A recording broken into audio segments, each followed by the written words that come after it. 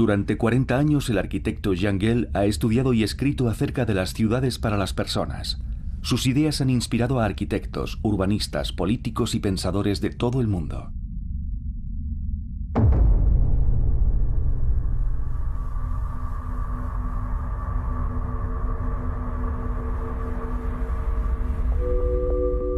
Imaginemos una película de ciencia ficción. Estamos en un frío y distante paisaje urbano.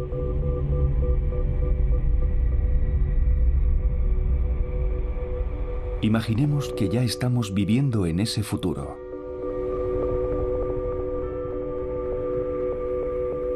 La megaciudad ya es una realidad.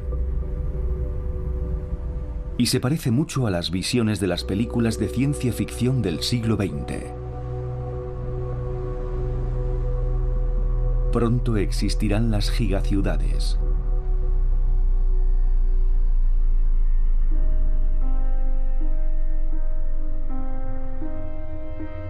En medio de esta fría y desolada visión del futuro tenemos al ser humano. No encaja en el cliché de la modernidad. Es personal, cálido, íntimo, social. En nuestra constante búsqueda de oportunidades, dinero y una vida mejor, emigramos a las ciudades. Pero la forma en que construimos ciudades ¿invita a la interacción humana, a la inclusión y a la intimidad? ¿Cuál es la escala para medir la felicidad en una ciudad? A veces pienso que a día de hoy sabemos mucho más sobre cómo debe ser un buen hábitat para los gorilas de montaña o para los tigres siberianos que para el Homo sapiens.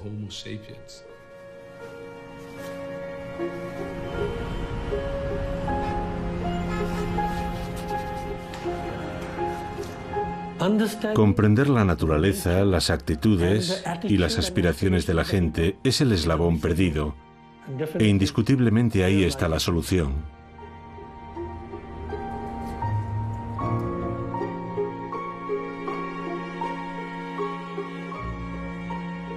Entonces, cuando se plantea la cuestión, ¿cuál es la definición de modernidad? ¿Cuál es la definición de ser moderno?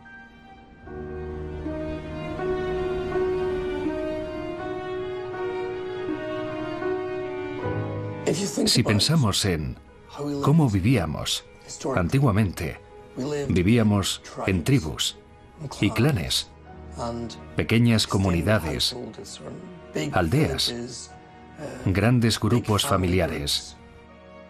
Supongo que nuestro estado natural es estar con otras personas. Y es un fenómeno muy moderno, esto de vivir de repente en pisos muy pequeños, de 2 o 3 personas. O vivir completamente solos.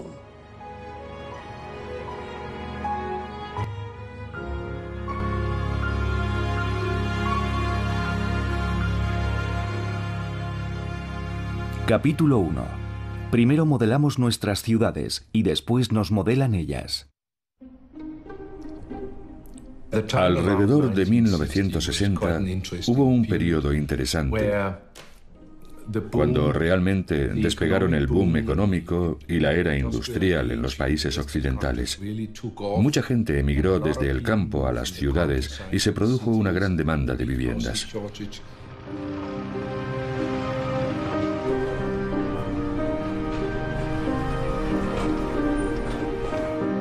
El movimiento moderno expresó con claridad que había una ruptura radical con todo el pasado. Aquí están las puertas de las casas, separadas como mínimo 200 metros entre sí.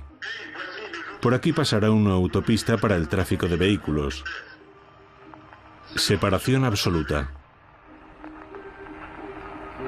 Si alguien en algún momento hubiera pagado a profesionales para desarrollar la idea de un modelo urbanístico que acabase con la vida urbana, no podrían haberlo hecho mejor que lo que consiguió el movimiento moderno.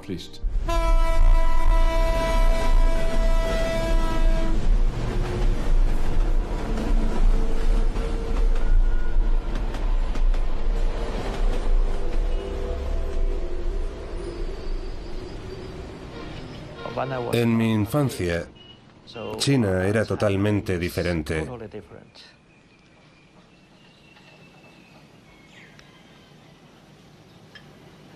En aquellos tiempos, la situación económica no era nada buena. La gente era pobre y muchos pasaban dificultades para comer.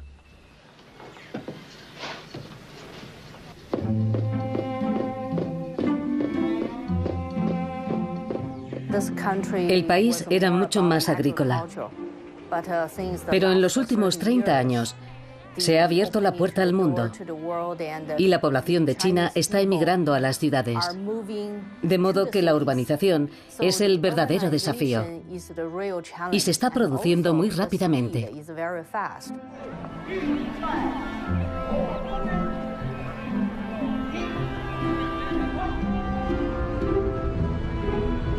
El lado bueno es la perspectiva económica.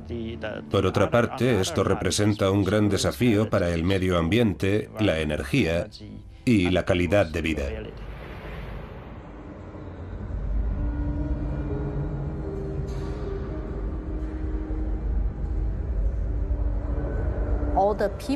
Toda la gente que emigra a las ciudades tiene que adaptarse a la vida urbana y al cambio de estilo de vida.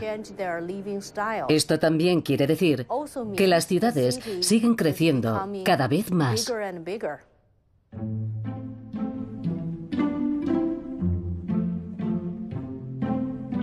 En la actualidad vemos muy claramente el proceso de urbanización en China, donde está teniendo lugar la misma modernización que en Occidente, pero en menos de una generación. Se construyen nuevos complejos de viviendas en la periferia de las ciudades y la gente tiene que viajar diariamente al centro a trabajar. Las zonas comerciales de grandes rascacielos se han convertido en la imagen distintiva de la ciudad moderna china. Estábamos empeñados en ganar a los países extranjeros. Si vosotros tenéis un edificio muy alto, nosotros tendremos otro mayor. Sin embargo, después de todos estos años, al volver la vista atrás, creo que hemos incurrido en la mayoría de los errores que cometieron los países occidentales.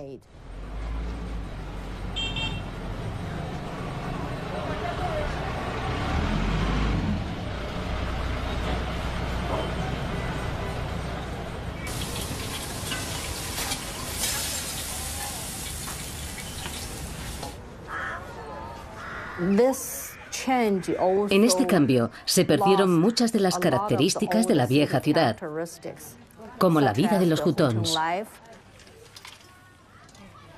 Las viviendas chinas tradicionales estaban dispuestas alrededor de patios en laberintos de callejones llamados hutongs. Desde el punto de vista humano, ¿cómo nos afecta que nuestro paisaje cambie físicamente? ¿Qué pasa cuando desaparece un lugar de paso, un rincón de barrio o un punto de encuentro ocasional?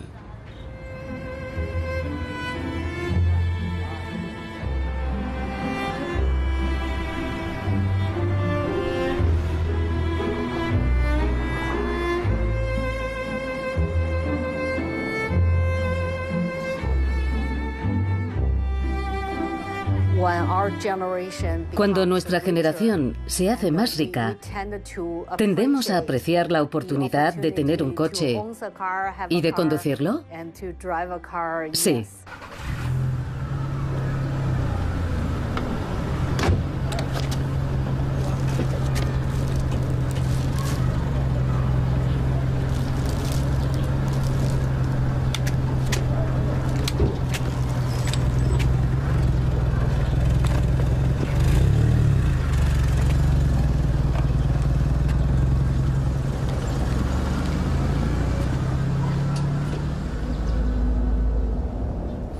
El consumo de vehículos y bienes inmuebles es el principal generador de crecimiento en todo el mundo. China mantiene a nivel nacional la política de seguir construyendo carreteras y autopistas para mantener el ritmo de crecimiento. En la próxima década se espera que el número de vehículos se multiplique por 5. A pesar de la desaparición de los estilos de vida tradicionales, las grandes ciudades modernas son un éxito como motores de crecimiento, que han sacado a 300 millones de chinos de la pobreza y les han dado un nivel de vida similar al de los países occidentales en solo 20 años. La mayoría de estas personas vive en ciudades. Se calcula que otros 300 millones de chinos habrán alcanzado el mismo nivel de vida en un par de décadas más.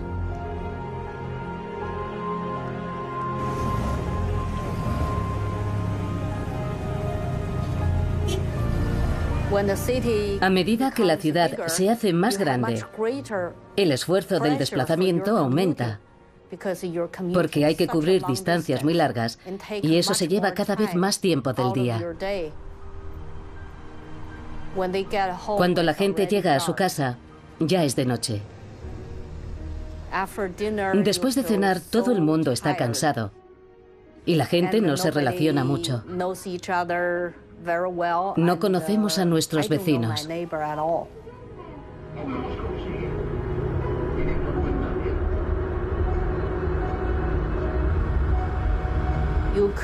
Se podría hacer un urbanismo más orientado a lo humano. Pensar desde el punto de vista de las personas. A ti, como persona, ¿qué tipo de vida te gustaría tener?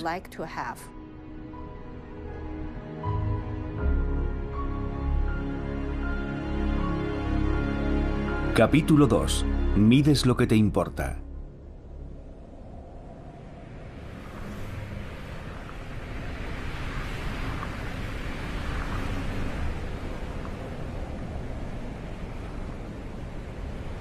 En los años 60, Copenhague vivió la misma modernización que está viviendo China actualmente.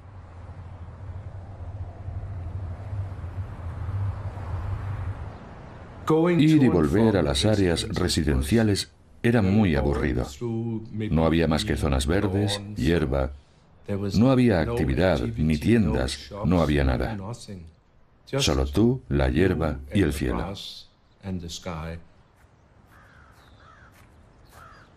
Y esa es la gran crítica que se hace a los proyectos de viviendas y a las grandes urbanizaciones de los 60, que se diseñaron para el aislamiento absoluto. Sales de casa, riegas las plantas en el jardín, miras a un lado y a otro de la calle, no ves a nadie y vuelves a entrar.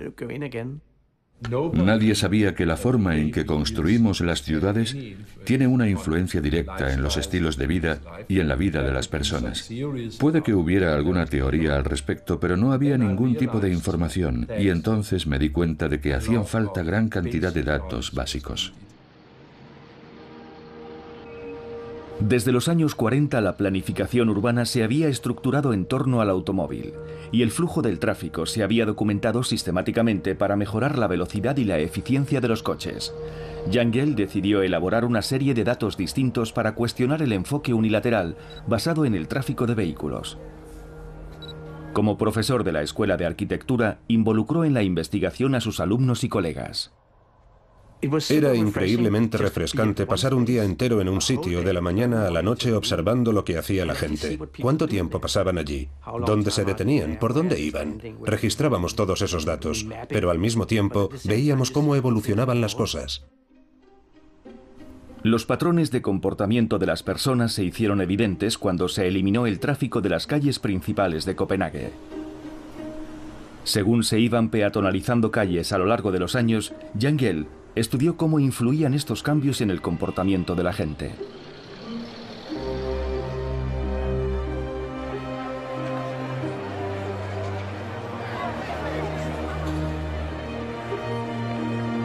Según se peatonalizaban las calles, fue documentando cómo crecía la vida pública. La principal calle comercial se convirtió en un paseo. Se eliminaron las plazas de aparcamiento del puerto interior de la ciudad. A continuación, la plaza principal de la ciudad se convirtió en una plaza. Y descubrimos una predictibilidad que ya sabíamos que se daba con los coches. Cuantas más carreteras construyes, más tráfico hay. Pero ahora nos dábamos cuenta de que ocurría lo mismo con la vida urbana, con la vida pública. Cuanto más espacio se deja para la gente, más vida pública hay.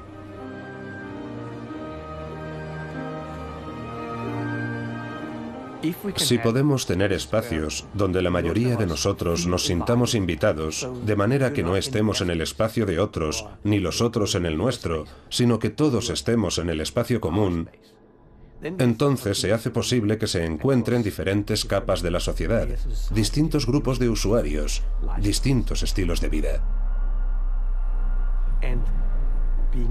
Y ser urbano tiene que ver con ser capaz de conectar con absolutos desconocidos, con gente que no conocemos.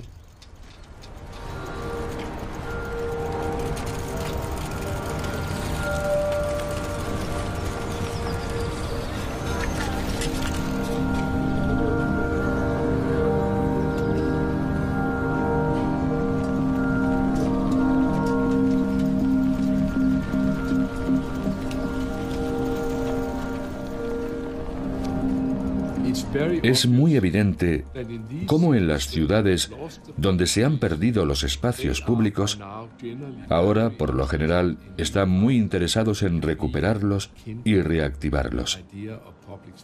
¿Qué hacemos cuando la gente ya no sale para nada de sus casas? En estas ciudades la vida se ha privatizado por completo.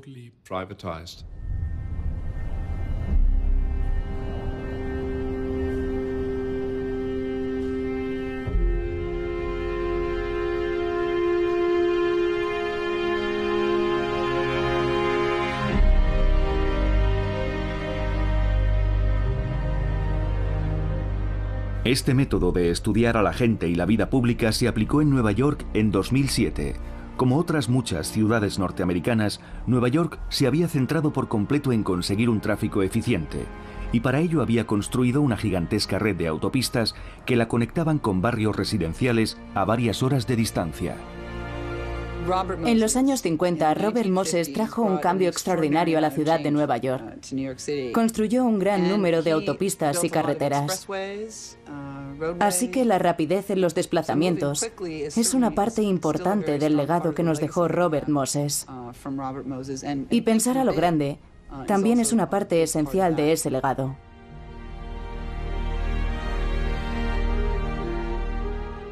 Hace 60 o 100 años, el coche era algo nuevo. Era la promesa del futuro. Parecía que era el motor del progreso. Ahora hemos madurado. Hemos visto cómo es un mundo dominado por los automóviles. Y vemos muchos efectos negativos que quizá alguien intuyó que iban a ocurrir hace 80 años. Pero estamos viviendo en un mundo completamente asfixiado por el tráfico. Hemos convertido nuestro entorno vital en algo mortal para la gente. Lo hemos destruido con todo este tráfico. Y la gente lo ve. Y también es consciente de que el problema no se resuelve construyendo más vías. Hemos atravesado barrios con autopistas. Hemos hecho autovías de 2 pisos. Todo lo que se nos ha ocurrido y hemos fracasado.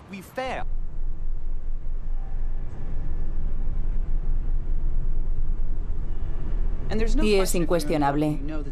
Si estás en Nueva York, sabes que la ciudad tiene que cambiar. Nuestra ciudad se ha quedado anticuada, y nuestros sistemas también. Y ha hecho falta ver el problema en perspectiva para decir, muy bien, vamos a utilizar este crecimiento en nuestro favor, invirtiendo en nuestros sistemas de infraestructuras clave, y con ello vamos a recuperar la ciudad y a restaurar una competitividad que nos convierta en la ciudad más grande y más verde del mundo.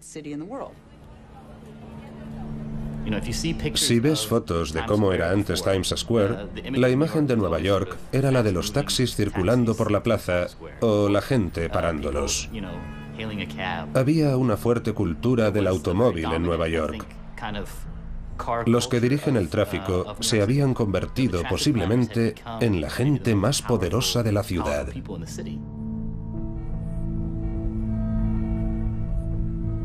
El Departamento de Transporte nunca había medido el tráfico peatonal. Solo se contaban los coches. No había herramientas cuantitativas para medir el flujo de los viandantes. Hay un dicho en el mundo de los negocios que es una gran verdad, y es que lo que mides es lo que te importa.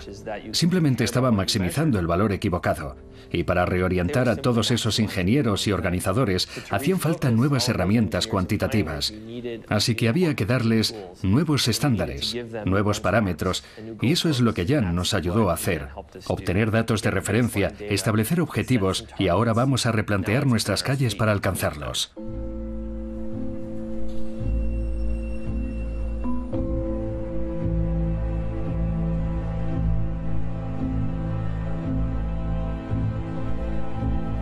Un 90% del espacio de Times Square estaba dedicado a los coches y solo el 10% a las personas. Pero el 90% de los que utilizaban ese espacio eran peatones y el 10% vehículos. Había que rehacer los cálculos.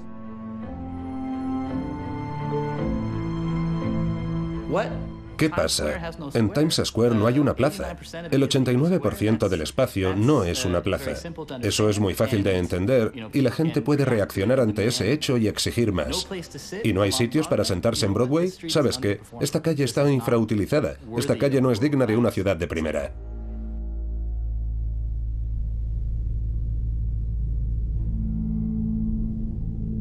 El plan era definir una nueva forma de moverse por la ciudad. Broadway se cerraría al tráfico a lo largo de las plazas principales, de norte a sur. Y se construiría una red de carriles bici para conectar los barrios circundantes.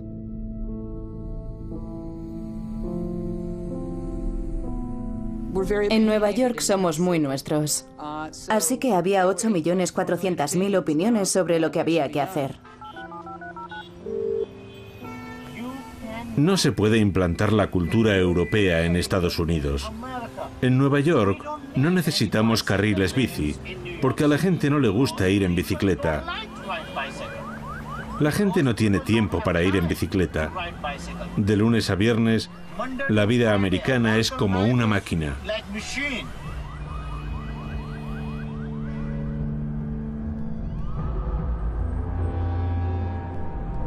Cualquier tipo de cambio que se sugiriese encontraba resistencias porque afectaba a sus rutinas diarias.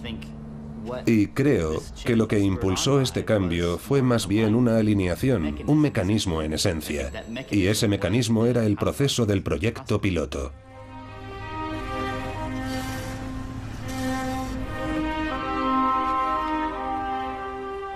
De un día para otro, básicamente se cortó el tráfico, se pusieron asientos y muchísima gente empezó a utilizarlos.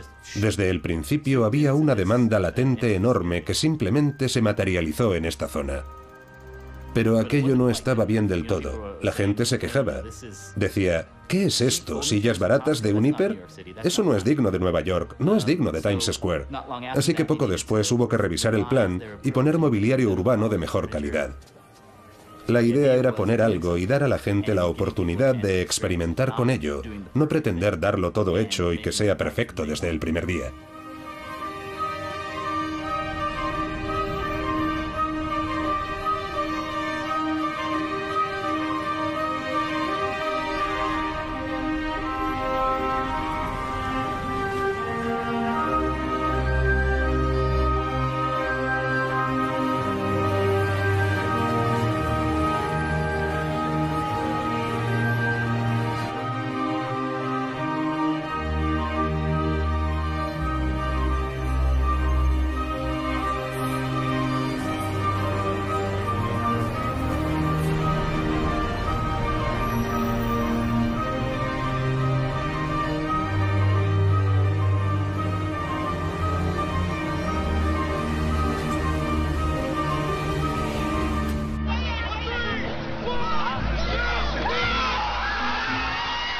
Por ejemplo, en Times Square, la gente hizo una pelea multitudinaria de bolas de nieve de forma completamente espontánea, no estaba planeada. No es que nadie dijera, vamos a despejar este espacio de aquí para hacer peleas de bolas de nieve.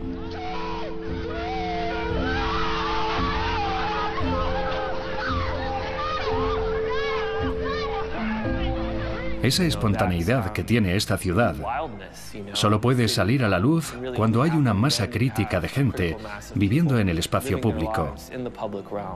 Cuando todo el mundo vive encerrado en su casa, no hay vitalidad ni espontaneidad. Es como un ser vivo.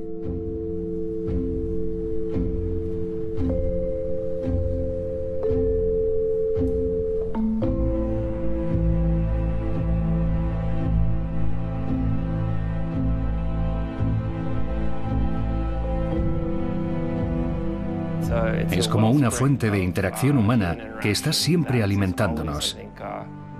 Y te das cuenta cuando lo ves. Te das cuenta cuando paseas por la calle en Copenhague. Puedes ver esa cualidad humana orgánica que creo que tienen las buenas ciudades.